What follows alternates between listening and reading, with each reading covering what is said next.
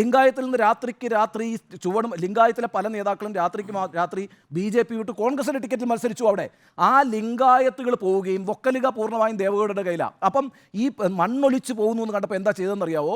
അവിടെ കർണാടക സർക്കാർ BJP സർക്കാർ മുസ്ലിം റിസർവേഷൻ എടുത്തു കളഞ്ഞു. 4% റിസർവേഷൻ ഉണ്ടായിരുന്നു. ആ റിസർവേഷൻ എടുത്തു കളഞ്ഞിട്ട് അത് 2% വൊക്കലിഗയ്ക്കും കൊടുത്തു, 2% ലിംഗായത്തിനും കൊടുത്തു. എന്നിട്ട് പറഞ്ഞു ഞങ്ങളിതാ മുസ്ലിം സംവരണം എടുത്തു കളഞ്ഞിരിക്കുന്നു. എന്തായിരുന്നു റിസൾട്ട്? 224 സീറ്റ് ഉണ്ടായിരുന്നു കർണാടകയിൽ, 135 സീറ്റാണ് കിട്ടിയത് കോൺഗ്രസിന്. കോൺഗ്രസ് അവിടെ ഒറ്റയ്ക്കാണ് മത്സരിച്ചത്. ഈ ഒരു രാഷ്ട്രീയ യാഥാർത്ഥ്യമുണ്ട്. അതുകൊണ്ട് ഇപ്പോൾ ഈ പറയുന്ന പോപ്പുലേഷൻ ജിഹാദ്, ഈ പറയുന്ന ഇൻഫിൽട്രേഷൻ, ഒരു കാര്യം കൂടി പറഞ്ഞേക്കാം. ഇൻഫിൽട്രേഷൻ എന്ന് പറയുമ്പോഴത്തേക്ക് എന്താ ഈ ഇൻഫിൽട്രേഷൻ്റെ കണക്കെവിടെയെന്നേ? 2014 മുതൽ 2023 വരെ പാർലമെന്റിൽ വിവിധ സമയങ്ങളിലായിട്ട് പല ചോദ്യങ്ങൾ ഇൻഫിൽട്രേഷനെ കുറിച്ച് ഉണ്ടായിട്ടുണ്ട്.